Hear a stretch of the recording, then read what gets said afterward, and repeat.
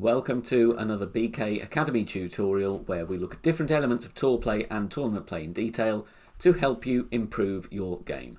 Before we get started, I'd really appreciate if you could hit thumbs up on the video, and if you are new to the channel, make sure you're a subscriber and enable the bell button so you get notified when we upload new content. In this video, I'm going to look at how to count rings up from minimum distance of our club to work out slider adjustments so that you can drop more shots and get better tournament results. Before we look at the examples, I'm going to be using the slider here, so those of you who aren't familiar with using the slider in your gameplay, please do check out the Academy playlist on the channel homepage and watch the videos there that do explain how to use the slider. We are going to take a look at some examples from Sakura Hill's course and a short iron shot from hole 1. Whilst we like to use drive distances to calculate slider percentages, sometimes this is not as effective, as with this hole we've had to use full right curl on the drive. The fairway does slope down from the left to the right, and the hole isn't itself quite linear, it does curve round to the right. So all three of these are contributing factors that would make drive distances slightly less accurate as reference points. So instead, we can use the minimum distance line of our club, in this case the thorn, to work out our slider value.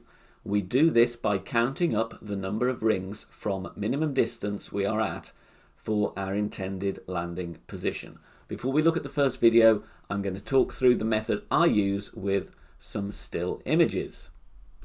So, in this picture here, I've found the minimum distance line. You can see the red line there. If I pull my target back any further, we're going to get into max distance of the wedge.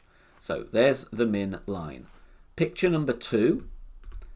This is zooming in on that exact point, and you'll see I've put a black line here through the exact center of the target, the bullseye. That is 0. That's obviously 0% slider. We are no rings from min here. And then the top of the white ring would be 5 rings from minimum distance. So what I do is I move my target up 5 rings at a time. So the next stage here, I've moved my target, so the bottom of the white ring, bottom of the target, is where the top of the white ring was in the previous image. And you can see my new bullseye position here is therefore 10 rings from min, because the bullseye to any outer edge of the white ring here is going to be 5 rings. So we've got 5 to 10 marked here. I know that I have a good landing spot on the fringe that gives me a consistent bounce. That's where my adjustment is worked out from. So I look at how many rings from minimum distance I am in the position that I want to land in. In this case, it's 10 rings. Let's look at that shot in video form then.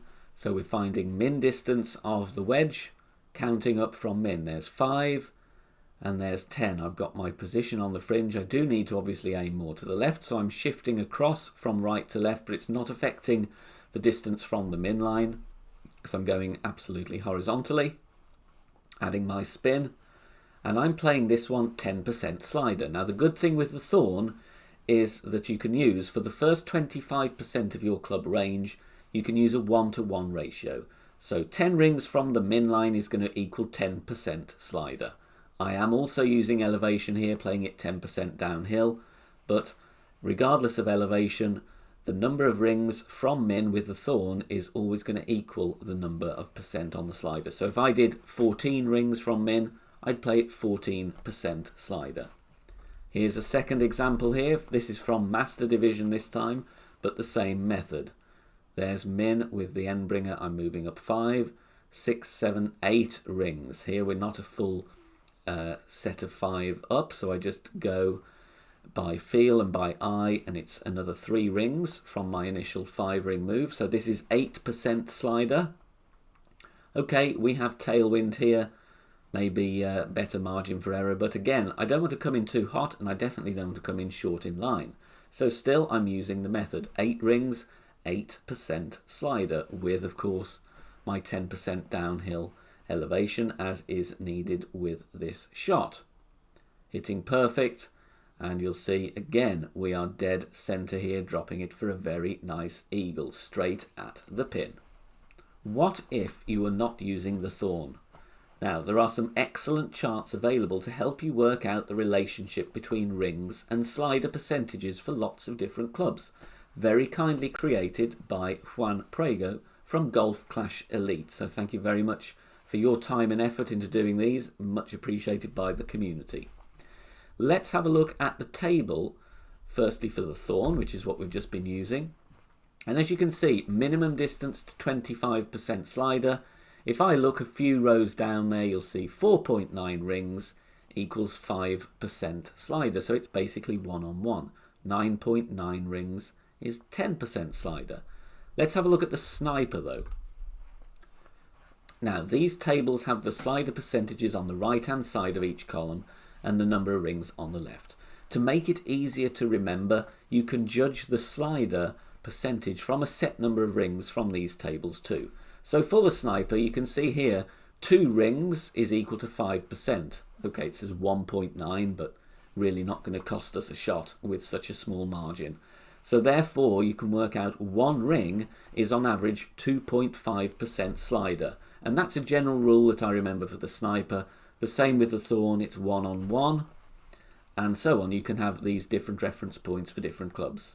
Note here that the second column looks at maximum distance down to 75%. Now the values here won't ever be identical to the first column. This is because as you increase your club distance, the ring sizes of the targets actually increase as well. So from max, 2 rings, as we can see here, is actually equal to 7% slider rather than 5 going up from min. So just wanted to mention that just in case anybody does try the method from the other end of your club. It may not work as well due to the different ring sizes. Now my final example here is from the weekend round in Master Division. I'd gone into the rough on the drive and I'm trying desperately to save my eagle. So we have a B52 rough bump opportunity here. I'm going to use the same method. I'm counting up from min and I'm using what I've learned from these tables to estimate the slider. I go up in 10s here. That's because I'm a little bit conscious of the shot clock. This is not a shot I expected to be playing, but I estimate 18 rings. I go here with 10% elevation, which is what I know from my general experience of this hole in this wind. Thankfully, I have got the elevation correct.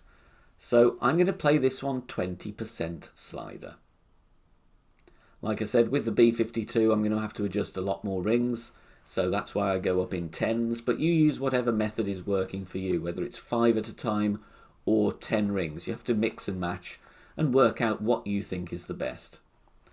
I did have some overpower here. Thankfully, it didn't cost me. I clipped the rough. I got the slider percentage and the rings correctly, and we dropped it to save our eagle. So to quickly look at the table there, again, we can use Juan's wonderful charts, and you'll see here, 18 rings was my estimation. So if you look at the very bottom of that table on the left, 18.0 rings equals 20% slider. And there you see, it absolutely worked a treat on that shot, and I got my eagle. Hopefully the methods and examples above will help you learn and implement this technique in your gameplay.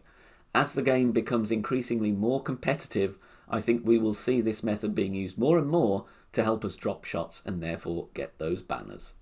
Thank you for watching, good luck in your gameplay, and I'll see you all very soon. Bye for now.